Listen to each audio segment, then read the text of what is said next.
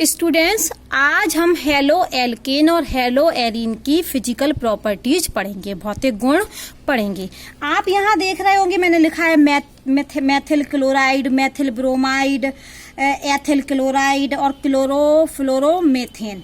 ठीक है कि ये जो चारों होते हैं ये कमरे के तापमान पर कैसी होती हैं? गैस रूप में होते हैं। ये जो मैंने लिखा methyl chloride, methyl bromide, ethyl chloride, chlorofluoromethane, ये कमरे के तापमान पर गैस रूप में होते हैं।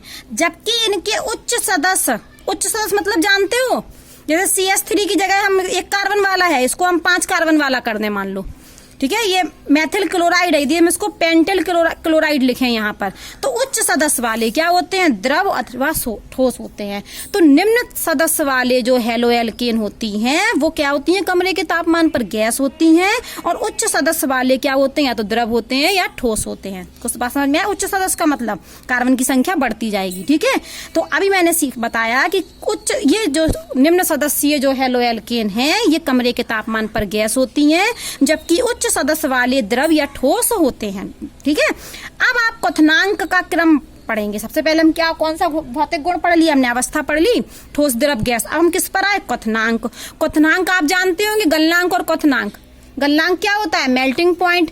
वह तापमान जिस पर कोई पदार्थ पिघलना प्रारंभ करता है उस तापमान को हम गलनांक या मेल्टिंग पॉइंट कहते हैं।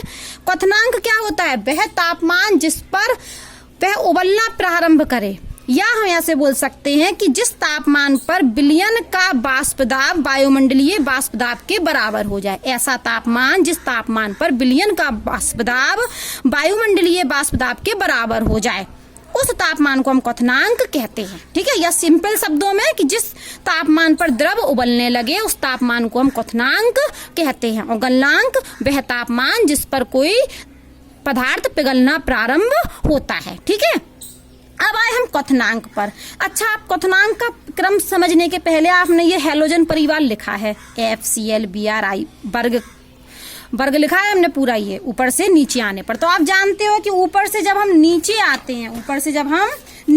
हैं तो परमाणु क्रमांक का मान बढ़ता है, परमाणु क्रमांक का मान बढ़ता है। और यहाँ पर कक्षा भी बढ़ती चली जाती है। यहाँ पर क्या बढ़ती है? कक्षाओं की संख्या भी बढ़ती है। अर्थात यहाँ पर क्या होता है?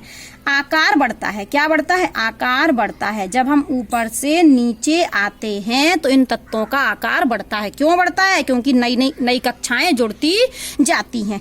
आकार भी बढ़ रहा है। और आप जानते होंगे कि इसका परमाणु भार भी बढ़ता है। तो यहाँ पर ऊपर से नीचे आने पर मास भी बढ़ता है, द्रव्यमान भी बढ़ता है। क्या बढ़ता है? द्रव्यमान। कुछ समझ में आया? फ्लोरीन का परमाणु भार कितना होता है? क्लोरीन से कम होता है, ब्रोमीन का और ज्यादा, आयोडीन का और ज्यादा। तो जैसे जैसे हम ऊपर से नीचे आते हैं परमाणुओं का आकार भी बढ़ता है वर्ग में और द्रव्यमान भी बढ़ता है। और एक बात आप सुनिए कि जैसे जैसे द्रव्यमान बढ़ता है उनका अंतराण्विक बल भी बढ़ता है। ठीक है, जैसे जैसे साइज बढ़ता है, द्रव्यमान बढ़ते हैं, तो आकार और द्रव्यमान बढ़ने के कारण यहाँ क्या हो रहा है? वर्ग में ऊपर से नीचे आने पर आकार बढ़ रहा है और द्रव्यमान बढ़ रहा है। अब ध्यान से नियम सुनिए कि आकार और द्रव्यमान बढ़ने के कारण आकर्षण बल का मान भी बढ़ता है। किसका मान बढ़ता है? आकर्षण बल का मान भी बढ़ता है। ठीक है, नियम है कि जैसे जैसे आकार बढ़ता है और द्रव्यमान बढ़ता है तो आकर्षण बल का मान भी बढ़ता है। ठीक है, अब आकर्षण बल यहाँ मान के चलो हम किसी चीज को गर्म कर रहे हैं। ठीक है, उनके दो अणुओं के बीच में बहुत ज्यादा आकर्षण बल है तो हम उन्हें आसानी से अलग कर पाएंगे? नहीं, हमें ज्यादा ऊर्जा देनी पड़ेगी ना। इसीलिए जो आयोडीन है यहाँ पर, ये आयोडीन देखो यहाँ पर आप देख रहे होगे कि ये एल्किल आयोडाइड है, ये एल्किल ब्रोमाइड है, ये एल्किल क्लोराइड है, ये एल्किल फ्लोराइड है। तो आपने देख लिया, ये F ले लिया, ये Cl ले लिया, ये Br ले लिया, ये I ले लिया, इसको एक क्रम में लिख लिया वर्ग में। तो आप जानते हैं कि यहाँ आकार बढ़ रहा है, द्रव्यमान बढ़ रहा है। मैंने नई बात क्या बताई कि आकार और द्रव्यमान बढ़ने से आकर्षण बल भी बढ़ता है। तो आकर्षण बल सबसे ज्यादा किसमें होगा? I में, और सबसे कम किसमें होगा? F में। तो किसका क्वथनांक कम होगा? यदि हमें यहाँ पर बहुत आकर्षण बल है इन दो अणुओं के बीच में और हमें इनको अलग करना है, उबालना है, मान के चलो दूर करना है, तो हमें अधिक एनर्जी देनी पड़ेगी क्योंकि आकर्षण बल क्या है? बहुत ज्यादा है। और यदि इन अणुओं के बीच में आकर्षण बल कम है तो थोड़ी सी ऊर्जा देने पर ही ये अलग हो जाएंगे। ऊर्जा का मतलब तापमान। तो अधिक आकर्षण बल होगा तो तापमान ज्यादा देना पड़ेगा, कम आकर्षण बल होगा तो तापमान कम देना पड़ेगा। क्वथनांक होता क्या था, वह तापमान जिस पर कोई द्रव उबलना प्रारंभ हो जाए। तो यहाँ आई में आकर्षण बल ज्यादा है, इसलिए क्वथनांक का मान आई में सबसे ज्यादा होगा। फिर किस में होगा, बी आर में ज्यादा, फिर सी एल में और फिर एफ में। तो यहाँ से ये हमें क्या मिल गया, क्वथनांक का बढ़ता हुआ क्रम। तो चौथी लाइन क्या बन गई, ये बॉइलिंग पॉइंट का बढ़ता क्रम, ये बॉइलिंग पॉइंट का भी बढ़ता क्रम हो गया। ठीक है, तो यदि हमको कोई एल्किल, और देखो आर समान है, एल्किल ग्रुप हमने समान लिया, अंतर सिर्फ किसमें है, हेलोजन परमाणु में। आर तो समान है, एल्किल ग्रुप तो चारों में क्या है, समान है, अंतर किसमें है, हेलोजन परमाणु में। तो आप सीख गए कि हेलोजन परमाणु में जो होता है आई में क्वथनांक सबसे ज्यादा, फिर बी आर में, फिर सी एल में और एफ में सबसे कम। ये क्रम आप सीख गए। या हम इसको दो तरीके से बॉइलिंग पॉइंट को और समझा सकते हैं कि जो बॉइलिंग पॉइंट आपका क्वथनांक होता है वो आणविक द्रव्यमान के समानुपाती होता है। एक सूत्र बना दिया हमने कि जो बॉइलिंग पॉइंट का मान होता है वो आणविक द्रव्यमान मॉलिक्यूलर मास के क्या होता है, समानुपाती होता है। समानुपाती मतलब जैसे जैसे आणविक द्रव्यमान बढ़ेगा, द्रव्यमान बढ़ेगा, वैसे वैसे बॉइलिंग पॉइंट का मान बढ़ेगा। जैसे जैसे द्रव्यमान बढ़ेगा वैसे वैसे बॉइलिंग पॉइंट का मान बढ़ेगा। अब हमने यहाँ फिर से एक एग्जाम्पल ले लिया, methyl fluoride, methyl chloride, methyl bromide, methyl iodide. अब आप हमें बताइए कि इसका हम यदि आणविक द्रव्यमान निकालें तो सी का कितना लेते हैं हम, 12, और हाइड्रोजन का कितना, 1। तो CH3 का कितना हुआ, 12 और 3 15। CH3 का आणविक द्रव्यमान कितना हुआ, 15। यहाँ तो 15, ये भी 15, ये भी 15, ये भी 15। अब फ्लोरीन का कितना होता है, फ्लोरीन का कितना होता है परमाणु भार, जल्दी बताइए कितना होता है। और क्लोरीन का कितना होता है, क्लोरीन का लगभग 70 के पास होता है ना, नहीं 70 नहीं, 35.5। और फ्लोरीन का कितना होता है, 19। देखिए आप, मैं क्या कह रही हूँ कि यदि मैं CH3F का निकाल देती हूँ मॉलिक्यूलर आणविक द्रव्यमान, तो सी का कितना रखेंगे हम, 12। आणविक द्रव्यमान निकालना तो आप जानते हैं ना, परमाणु क्या करें, किसी अणु का आणविक द्रव्यमान निकालने के लिए उसमें उपस्थित सभी परमाणुओं के परमाणविक द्रव्यमान को हम जोड़ देते हैं। तो यहाँ सी का कितना जोड़ा, 12। हाइड्रोजन का कितना होता है, 1। तो हाइड्रोजन कितने हैं, 3, तो 3। फ्लोरीन का होता है 19, तो ये जोड़ा 15 और 19 को जोड़ लीजिए आप। अगर हम इसको ले लें CH3I, तो आप यहाँ पर फिर कार्बन का कितना लेंगे, 12। हाइड्रोजन का कितना लेंगे, 1 की है और 3 है तो 3। और आयोडीन का कितना होता है, 127। तो कहाँ फ्लोरीन का 19, कहाँ आयोडीन का 127। तो आप जानते हो कि यहाँ पर ये आणविक द्रव्यमान भी बढ़ रहा है, आणविक द्रव्यमान आयोडीन का सबसे ज्यादा है। तो बॉइलिंग पॉइंट क्या होता है, जैसे जैसे आणविक द्रव्यमान बढ़ेगा बॉइलिंग पॉइंट का मान भी बढ़ेगा। तो सबसे कम आणविक द्रव्यमान इसका है, फिर इसका थोड़ा और ज्यादा आणविक द्रव्यमान, इसका थोड़ा और ज्यादा आणविक द्रव्यमान और इसका थोड़ा और ज्यादा आणविक द्रव्यमान। तो जैसे जैसे आणविक द्रव्यमान का मान बढ़ेगा वैसे वैसे बॉइलिंग पॉइंट का मान बढ़ेगा। तो सबसे ज्यादा किसका होगा, इसका, क्योंकि यहाँ पर ये क्या है, आई उपस्थित है। फिर ये तो ये बढ़ता क्रम हो गया।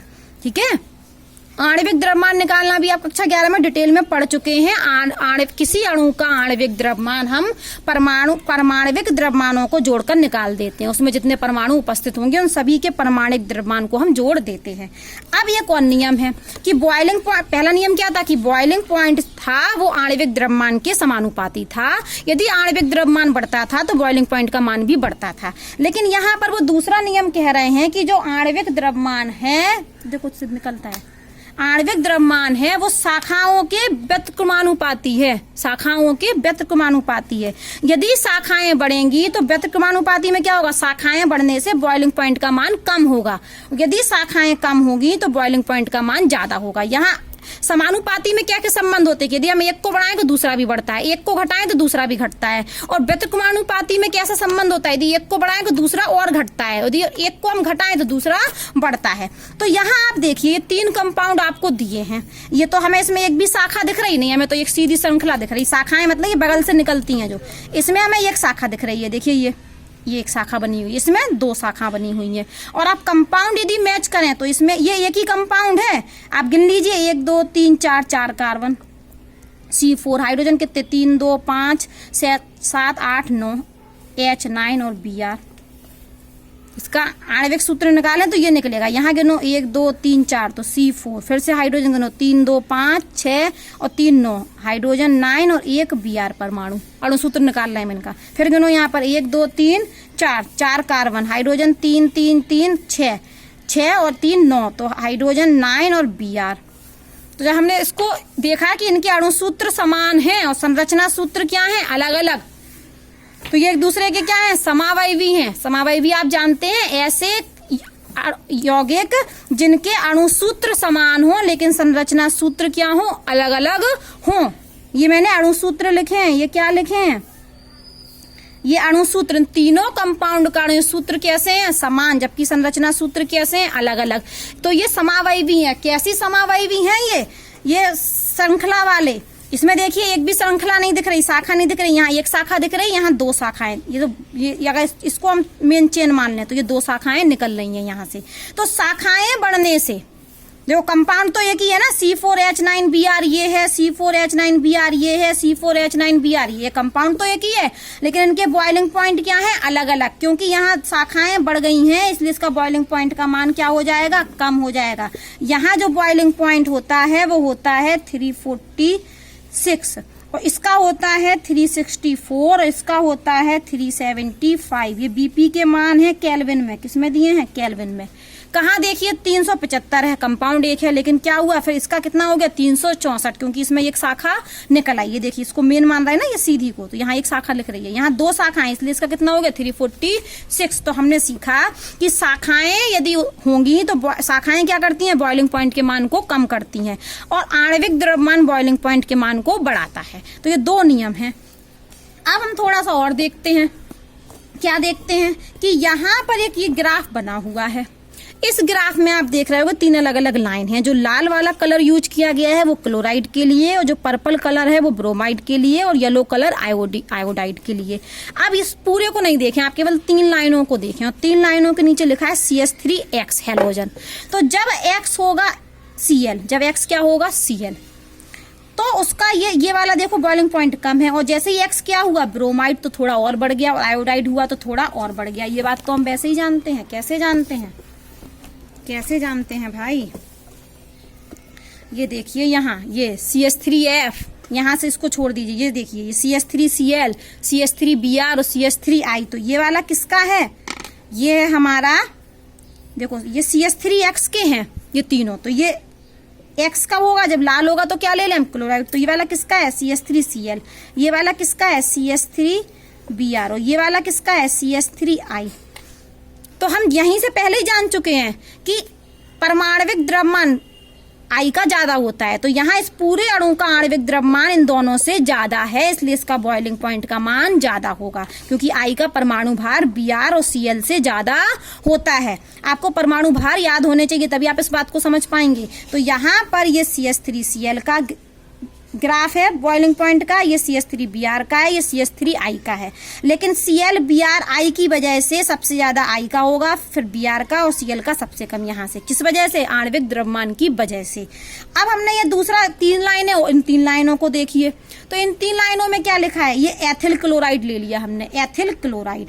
तो ये वाला किसका है आपका, एथिल क्लोराइड नहीं लिया, ये एथिल हैलाइड बोलेंगे अभी। क्या बोलेंगे, एथिल हैलाइड। और ये क्या होगा, एथिल क्लोराइड CH2Cl। ये किसका होगा, एथिल ब्रोमाइड। और ये येलो लाइन किसकी होगी, एथिल आयोडाइड।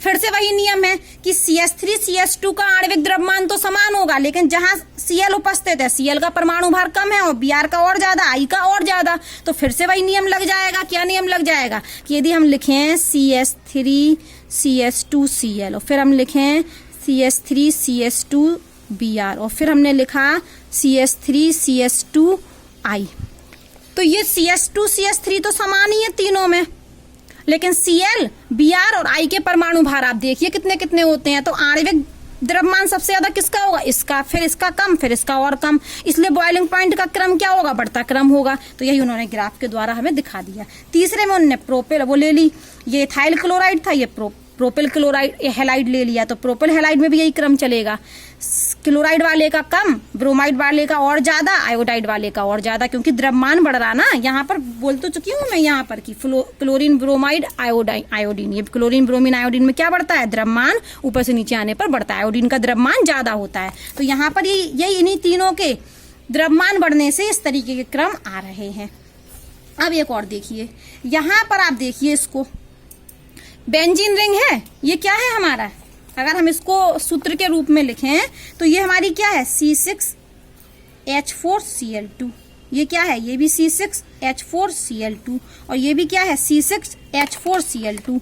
आप कहोगे मैडम बेंजीन तो C6H6 होता है, 6 क्यों नहीं लिखा भाई, इसलिए नहीं लिखा क्योंकि 2 हाइड्रोजन Cl से प्रतिस्थापित हो गए, तो 2 हाइड्रोजन कम हो गए, उसकी जगह क्या जुड़ गया, Cl2। तो यहाँ पर ये तीनों के अणु सूत्र क्या है, समान, लेकिन ये तीनों के संरचना सूत्र अलग अलग हैं। यहाँ पर अगल बगल के कार्बन पर Cl ग्रुप जुड़ा है, ये ऑर्थो है, ये कार्बन छोड़कर मेटा, 2 कार्बन छोड़कर पैरा, तो ये तीनों समावयवी हैं, ये तीनों क्या है, समावयवी। क्यों समावयवी है, आइसोमर हैं, क्योंकि इनके अणु सूत्र तो समान है लेकिन संरचना सूत्र अलग अलग हैं।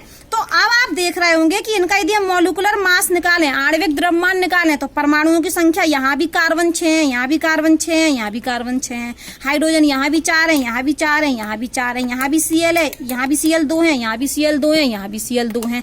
तो जब इनका आणविक द्रव्यमान निकालेंगे, सभी परमाणुओं के परमाणु भार को जोड़ेंगे तो वो समान आएंगे, क्योंकि परमाणु क्या है, उनमें समान है। तो जब उनके परमाणु भारों को जोड़ेंगे तो यहाँ पर जो मॉलिक्यूलर मास है, आणविक द्रव्यमान है, वो क्या होगा, समान होगा। तो इन तीनों का आणविक द्रव्यमान तो समान है, तो पहला सूत्र तो हमारा नहीं लगेगा। कि नियम क्या था कि जिनका आणविक द्रव्यमान ज्यादा होगा उनका बॉइलिंग पॉइंट ज्यादा होगा। तो इन तीनों में तो आणविक द्रव्यमान क्या है, समान है, इसलिए पहला सूत्र नहीं लगना। ऐसे यहाँ भी नहीं लग रहा था इन तीनों में, क्योंकि इन तीनों का आणविक द्रव्यमान क्या था, बराबर था, तो उस नियम के अनुसार हम नहीं निकाल सकते थे। तो हमने किस नियम से निकाला था, शाखाओं को देखा था और शाखाओं से बॉइलिंग पॉइंट कम होता था। अब यहाँ पर भी आणविक द्रव्यमान तो समान है, तो आणविक द्रव्यमान की सहायता के तो हम नहीं बता सकते कि किसका क्वथनांक बॉइलिंग पॉइंट ज्यादा है।